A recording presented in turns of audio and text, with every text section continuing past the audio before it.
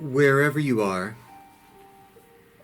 whatever time of day you find yourself, good morning, good afternoon, good evening. I almost feel like Jim Carrey with the Truman Show.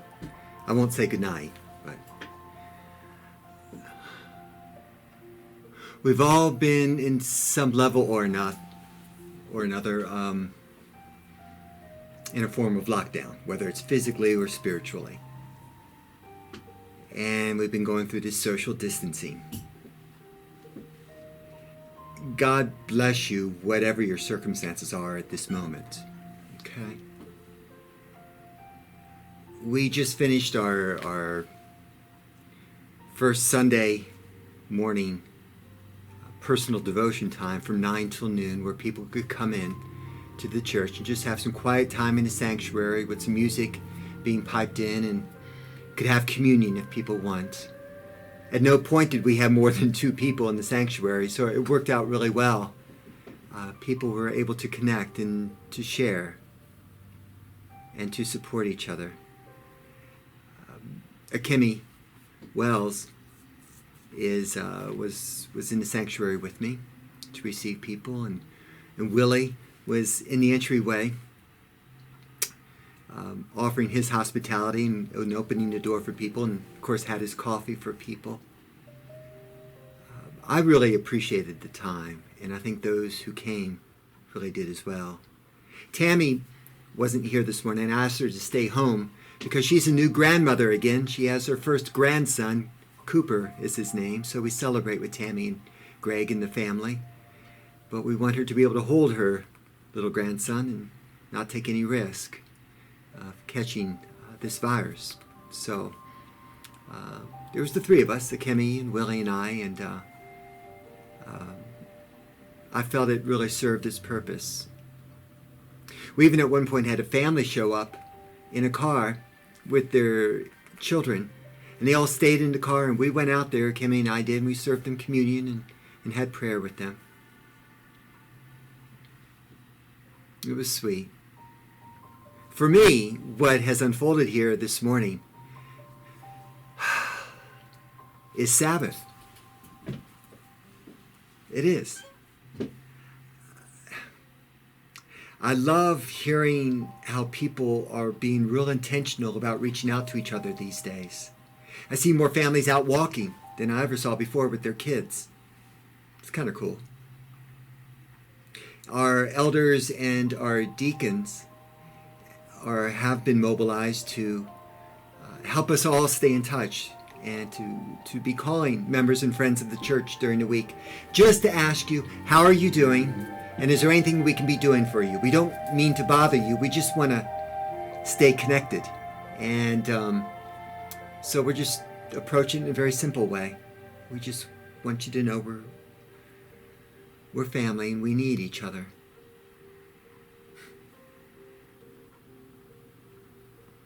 We do have some people in the church who have offered to pick up groceries for you if you have that need. So please know that we want to help, and we want to continue to keep that conduit of community happening among ourselves and in the wider community. Now, I know people have been reminding me, this is not my strength, to remind you that we still have expenses here. There are bills to be paid and staff to be paid. Those expenses continue. I always figured it kind of went without saying, but I've kind of been nudged a bit to remind you about that. And I guess well, I know you could mail your offering to the church office. You could bring it by the church office. We're open Monday mornings from 9 till noon, and Tuesday through Friday from 9 till 3. Certainly you can just pop by if you want. You don't have to just come to bring your offering. You can also give your offering online. If you have any questions about doing it online, our administrative assistant, Sarah, will be happy to walk you through the steps with all of that. Okay, enough of that. Now for today's devotion. I'm hoping to do this I'm going to try it as often as I can. I'm going to try it every day as much as time will permit, and hopefully that'll be the case. You know, of all the downtime we have had recently, it's got me thinking, what does it mean when we do not do Sabbath? Huh. You know, there's a fascinating warning in Torah, and what can happen, and it's in the book of Leviticus, if we neglect the practice of Sabbath, of setting aside a day each week to be with God. In Leviticus 25, it says something to this fact. You can look it up yourself if you want. But it's, speak to the sons of Israel and say to them, when you come into the land in which I gave you, the promised land that God had promised the people of Israel, when you come into that land, the land is to have a Sabbath to the Lord. I find this fascinating. Not only are we to have a Sabbath ourselves with God, but the land itself, God is saying, it needs rest. It needs to renew itself. And literally it does. You can't keep farming the same piece of land, you know, growing corn on it year after year after year after year without depleting it. So we, as well as the earth, need a Sabbath, God is saying. And God says in Leviticus 25, 6 years you are to sow your fields and to prune your vineyard and gather its crop. But the 7th year the land shall have a Sabbath to rest. A Sabbath to the land, to not sow the field, to not prune the vineyard, to give it rest.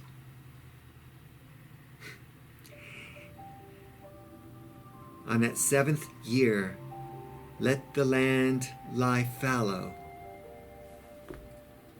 and do not be pruning, do not be sowing. You know, that those words were spoken to an agrarian economy, people who lived off the land. I mean, that was their lifeline. It would be like God saying to us now, 6 years work in your office. The 7th year, don't go into your office. I mean, going to work is kind of our lifeline in that sense, right? I mean, that is how it was heard in that day and age. Not easily done. It's something God calls us to. And, you know, work those 6 years, and on that 7th year, live off the dividends, I guess is some way of putting it. Ay vey, right? And God says, if they neglect the Sabbath, if they do not permit the land to rest and rejuvenate itself, God says, I will scatter you, you people of Israel, among the nations. You'll be in exile. And I will draw out the sword after you. And the land will become desolate, and the cities lay waste.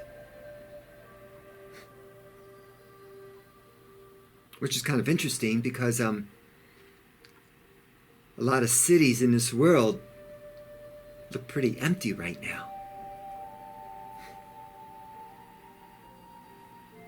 But God said, the land then will lie fallow.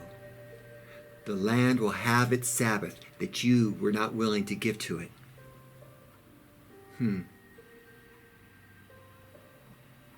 Actually, later in 2 Chronicles, the writer shares this thought, this concept. And the writer writes right after the people of Israel are sent into exile in Babylon. The writer says, the exile occurred to fulfill the word of the Lord by the mouth of Jeremiah a great prophet of Israel, that you have been sent into exile till the land enjoys its Sabbath. Now, I have to be careful here. I'm not saying this coronavirus pandemic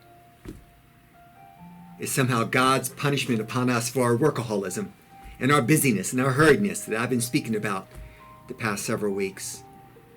It's not about the environmental degradation of how we treat this earth. It's not God, getting on us because of our mass consumption and overconsumption of resources of our world.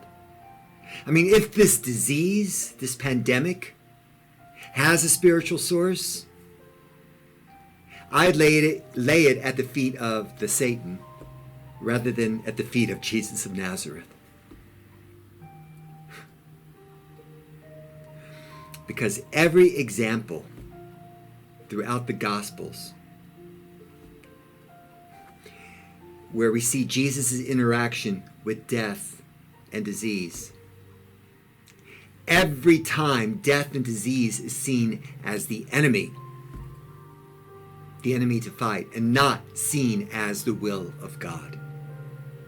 Okay? I want to be clear about that.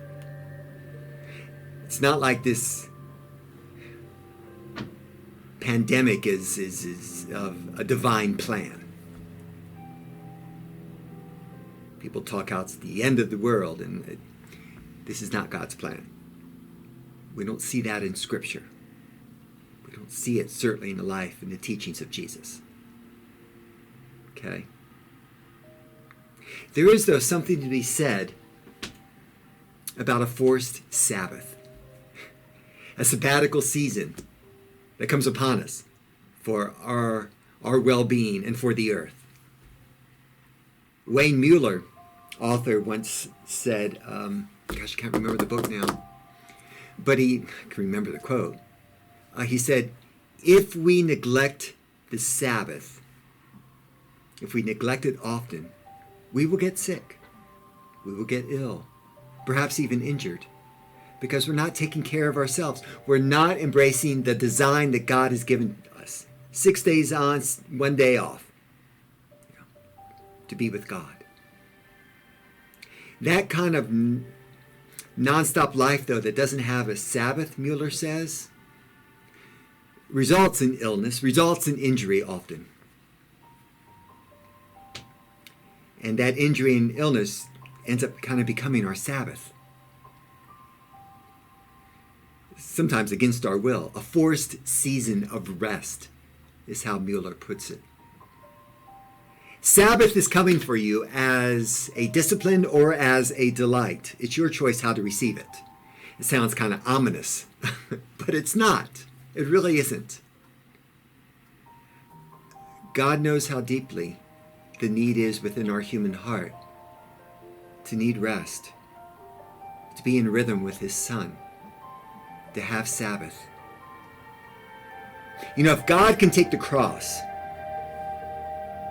and save the world, God can take a pandemic and have us taste Sabbath. But just like the sacrifice on Calvary, it's our choice whether or not to receive the salvation that offers. And it's also our choice whether or not we want to receive the rest and the Sabbath that can be found right now in our lives. It's your choice, though. I preached on Sabbath. I guess it was the last time I preached, March 22nd. And I also preached the Sunday before, kind of laying the groundwork for that message. And you can go to the messages on our website if you want to hear the message about Sabbath life. Sabbath is something we should look forward to. That day each week in which we stop, where we rest, we delight, and we worship. We stop, we rest, we delight, and we worship. The four facets of a Sabbath life. We have an opportunity with this Corona moment, if you will, to give more time to rest, to cease from consumption, to lower our carbon footprints, our polluting of God's world. It's been said that you can hear birds singing for the first time in years in some of the cities in China. That some of the people there in these cities in China are seeing the stars for the first time in decades because the sky has been clearing. Wow. We have a choice right now, even amidst death and disease, to rest in the Lord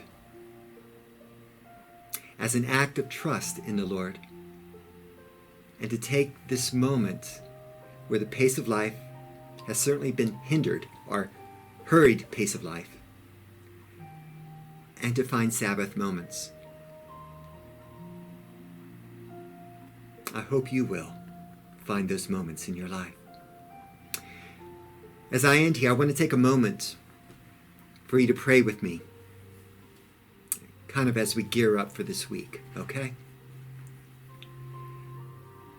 And I'm just going to speak it here to you and just have you think about it. I want you to take a deep breath.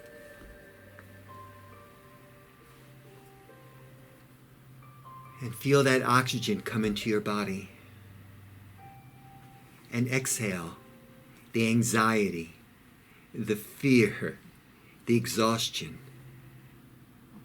And then come back to your body, to this moment. For your body is a temple of the Holy Spirit. It is the locus point wherein which you meet God.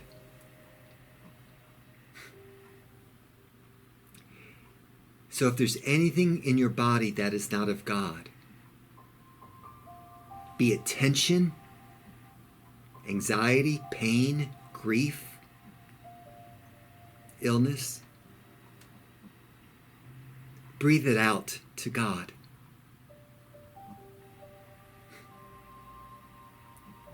Feel your feet on the ground. Feel yourself abiding in God. In John 15, Jesus talks about abiding in me. The Greek word abide, meaning meno. Well, the Greek word is meno, meaning to make your home in God.